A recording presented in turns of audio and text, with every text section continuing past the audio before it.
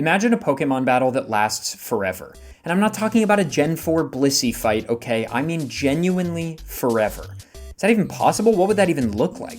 Well, in this video, I'm going to show you the math I used in my attempt to make a truly infinite Pokemon battle. Here we go.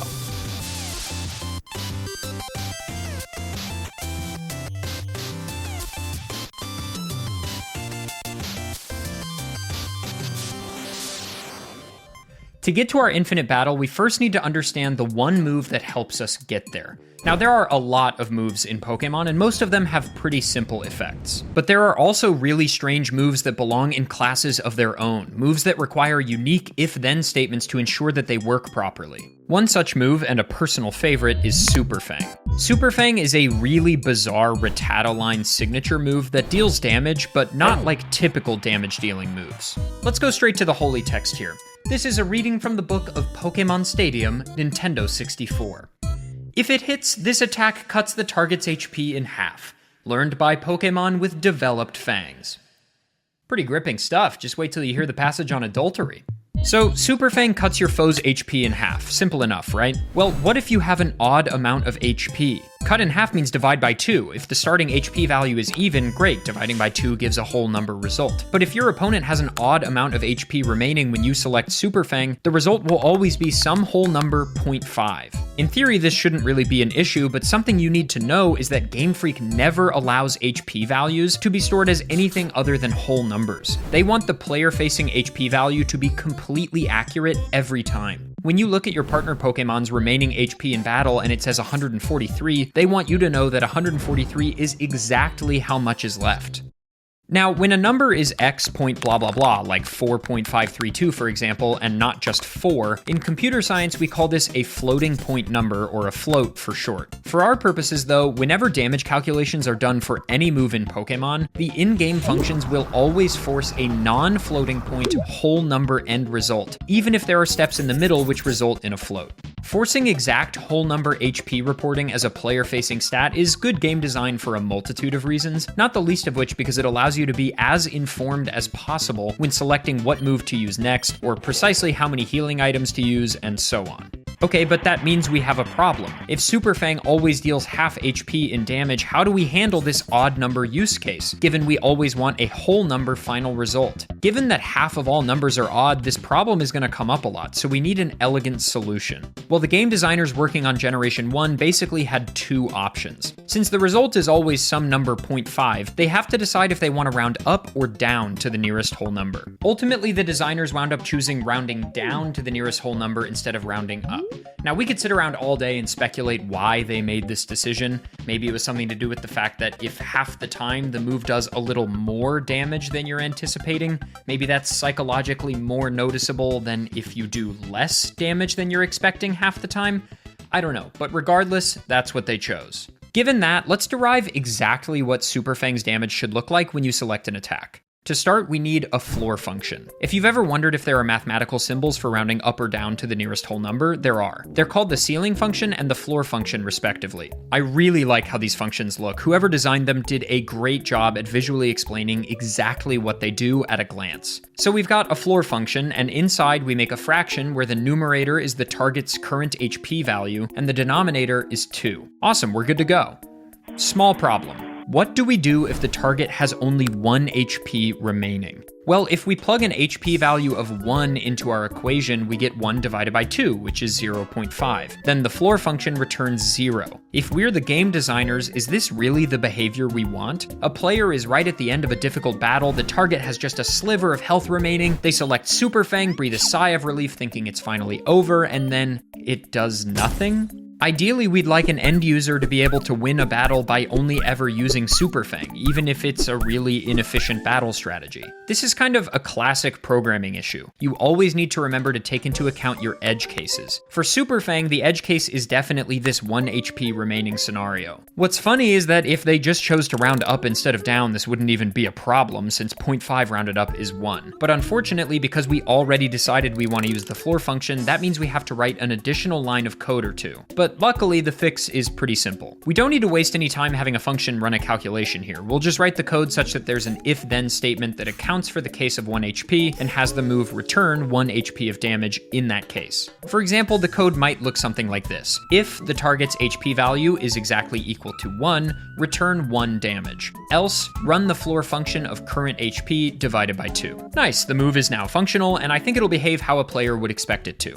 Hopefully this has given you some insight that even a move that seems as simple as Super Fang is actually pretty weird and causes some fairly unique interactions that force you to think really diligently about your code. But when I was researching Super Fang, I couldn't help thinking, what if we didn't care about rounding? What if Game Freak was comfortable with floating point precision on their damage values and HP bars? This, dear viewers, is where the fun begins. Allowing decimal HP values would, of course, mean that whenever our Pokemon has an odd whole number HP value, the result post Super Fang would be some number 0.5, and then as you continue to use the move, the decimal will get more and more unwieldy. But that's not really what I care about. What I care about is the following question. Can you still win the battle by only using Super Fang, or will this battle last forever? Imagine the target starts at 10 HP. Your first Super Fang brings it to 5, the next 2.5, then 1.25, then 0.625, you get the gist. It feels like we're getting closer and closer to knocking this thing out, but the gaps between these numbers are actually getting smaller. We are approaching 0, but we're approaching it slower and slower each step. We're approaching it asymptotically. We started with a simple Pokemon question, but now we're at what is, in essence, an incompletable task. Imagine, for example, you're trying to walk just 1 meter, but you're cursed, and the first step you take can't be any longer than half a meter, and every step after that must be half as big as the prior step. So your second step is 0.25 meters, your third is 0.125 meters, and so on. After just 5 steps, you're already at about 0.97 meters, like 97% of the way there. You're literally just 3 centimeters from the finish line. Surely you'll be there in like 1 more step, right? Well, assuming you can perfectly move exactly half as far on each subsequent step, the crazy truth is you'll never make it. In this hypothetical reality where you can be that precise with your movements, given an infinite amount of time to take an infinite amount of steps, you'll get infinitely close to the finish line, but you'll never actually reach it. That's what, in theory, would happen if we allowed Pokemon to be floating point precise with its Super Fang calculations. If Super Fang were our only damaging move, we could theoretically attack a Pokemon forever and simultaneously never win, right? But the good news is, the game doesn't work like that. Great. Until I make it work like that. I just had to know what would happen if the in-game systems allowed this. Would they allow me to peer into infinity, to look into the infinite void? Can I be Gojo Satoru, please? Here's the idea. First, we need to mod the game to remove this restriction on rounding damage values and stored HP values, and make it such that Super Fang truly just divides the HP by 2. This, of course, means a pretty big overhaul to the battle system, but all we have to do is make the game store floating point accurate HP values. That should be pretty easy, right? Right?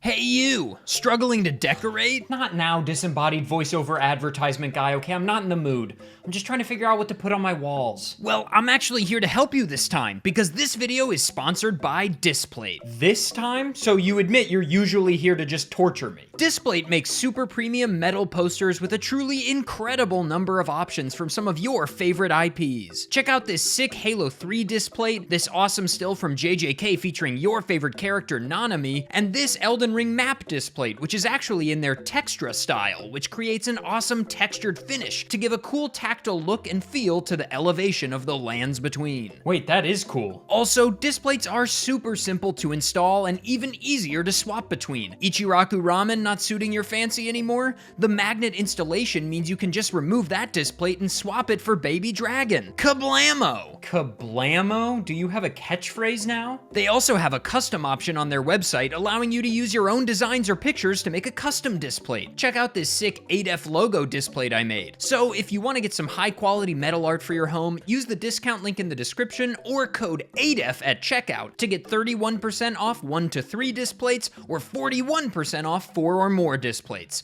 Thank you to Displate for sponsoring this video. Thanks, man. I really needed this.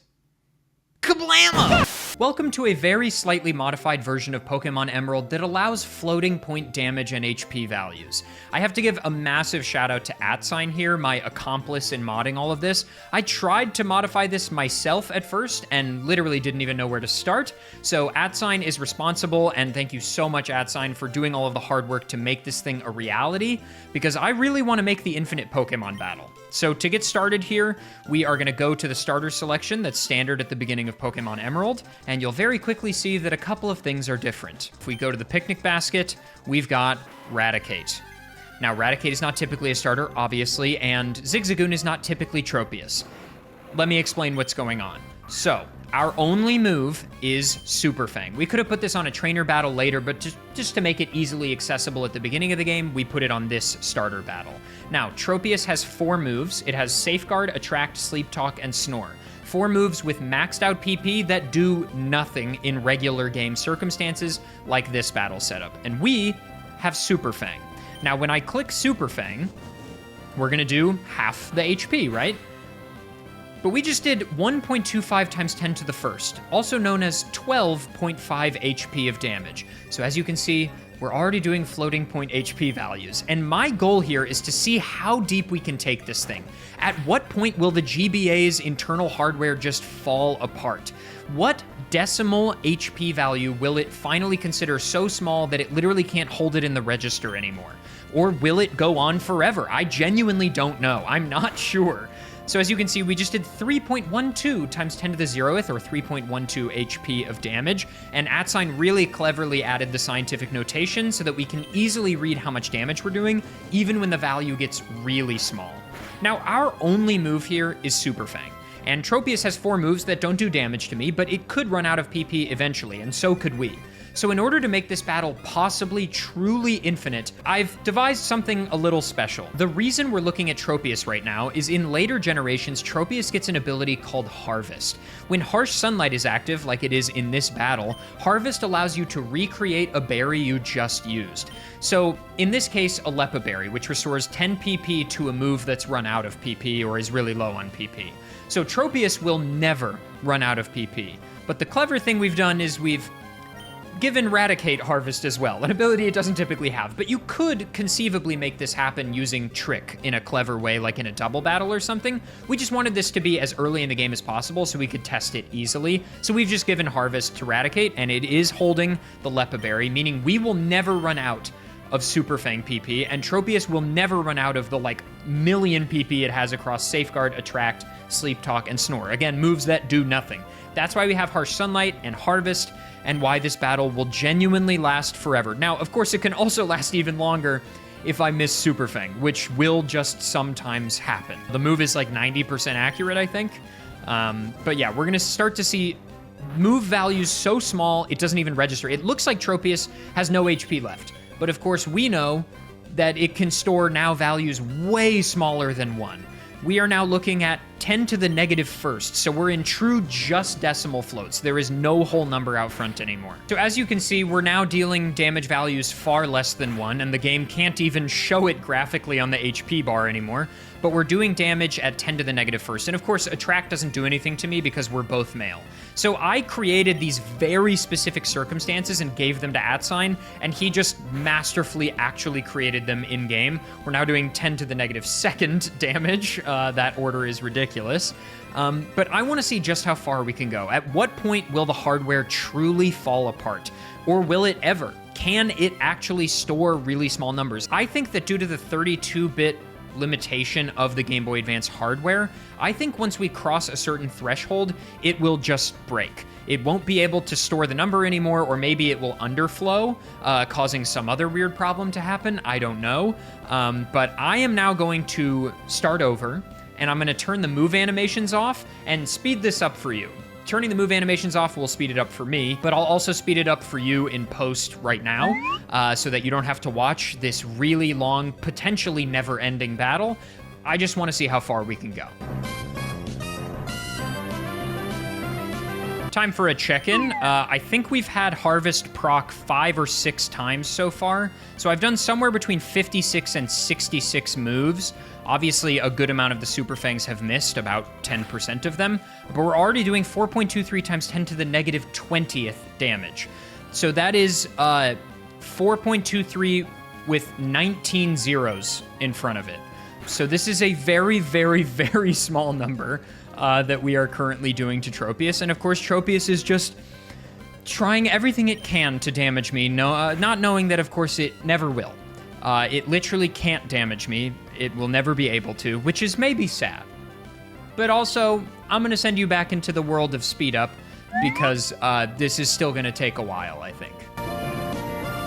Okay, we are currently doing 10 to the negative 28ths worth of damage. And Tropius just used Harvest, I think, for the first time, but I haven't been paying incredibly close attention to that side of the field. But I think that was Tropius's first Harvest, which is hilarious. We are getting close, I think. It's hard to know the exact count because I've missed so many, but I think we're getting close to the point where I've used Super Fang over 100 times, which is great. That's awesome. I have been sitting here for a sizable amount of time. I hope you're all doing well. I also had the idea that I have a Patreon, if you didn't know, and the Patreon is a great place to support this channel and the work that I do, and allows me to hire people to make cool stuff like this. I'm going to put this whole battle unedited on the Patreon. So if you want to sit through all of this with me in real time, you can. It's up on the Patreon right now. Link is in the description for the Patreon. Check it out. Okay, we have passed 10 to the negative 32nd, which was the place where I thought it might break because of 32-bit precision. I don't know. But the IEEE standard, I think, goes a bit deeper, like negative 45 or something. I don't know if that's in use in the GBA. But @sign said that he thought it would break around 10 to the negative 37th. So I'm going to stop the speed up completely, and you're going to sit with me here as we approach 10 to the negative 37th to see if that's the point where it breaks, if it breaks. @sign also said that if it fails, or when it fails, he's included some kind of a surprise for me to make it behave how he thinks it should behave. At that point, I don't know what that means, but evidently in his testing, it seems like there is a point where the game literally can't store any smaller of a number. Oh my god. Let's read his explanation. The technical explanation is most modern systems treat a floating point underflow as 0 to avoid any bad behavior, which has a whole set of issues if you then decide to divide by the underflow. So basically, we end a scenario stuck in a forever loop of Tropius's HP being at e to the negative 32nd minus 0 every turn, and the fight can never end. So, okay, it literally does actually last forever. If @sign didn't implement a failsafe, the battle would literally last forever. Tropius's HP would be at 10 to the negative 37th, and then we would do 0 damage every turn. So this battle genuinely will last forever as set up the way that it is, which is amazing. So the title's not clickbait, it literally is an infinite battle. He says, I'm actually not 100% certain this behavior would be on vanilla GBA, as it's very possible that emulation things will apply the underflow flushing to 0. Regardless, that's anticlimactic, so I made my rendition of how I would like to believe a real Game Boy Advance would handle this situation in a real game. Okay, I look forward to it. I look forward to seeing what happens here. Again, this is all for science. I'm just really curious. How does the GBA internals handle this? Negative 36. So we're at 9 preceded by 35 zeros is how much damage we're doing. It's like an incomprehensibly small number. Sunlight is strong, as it will always be. Okay, we're getting there. We're getting there. We're like 2 moves away from 10 to the negative 37th. Okay. 1 more should put us in 10 to the negative 37th territory. Good. What happens now?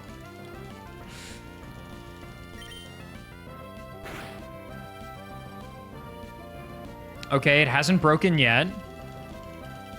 It hasn't broken yet. The anticipation is killing me. Is it when we go beyond 10 to the negative 37th it's not able to do it anymore, maybe? So when it tries to go here? Yeah. I'd say that Pokemon Emerald isn't really working anymore. Well, we've done it. We have pushed Pokemon Emerald to its absolute limits. It literally cannot hold a value smaller than 10 to the negative 37th. We're at 10 to the negative 38th, and this beautiful piece of art is what we are left with. I think it's kind of beautiful, actually. Well, thank you so much for watching. I hope you enjoyed. I'm just going to let the Patreon outro play with all of my top tier patrons on Patreon over this. Thank you so much for watching. I hope you enjoyed this video. If you did, please consider subscribing. Again, a massive thank you to @sign for his incredible work in making it so that we could even get to this point with Pokemon Emerald. I'd also like to give a massive shout out to Zweek. This is the first time I've had someone edit the bulk of a video that wasn't me because I was busy working on other videos this month. So I had my good friend Zweek edit the math and intro portions of this video, and I think they look incredible. So please give some love to Zweek. His link is in the description. It is not the last you'll be seeing of him on my channel. I think he's going to edit a lot of stuff moving forward because it just looks so good. All right. Well, I'm going to leave you with this haunting visual of Pokemon Emerald completely crashed and broken. I've been Adef, and this was the supposedly infinite Pokemon battle that is only infinite if you don't let the game crash. Bye-bye.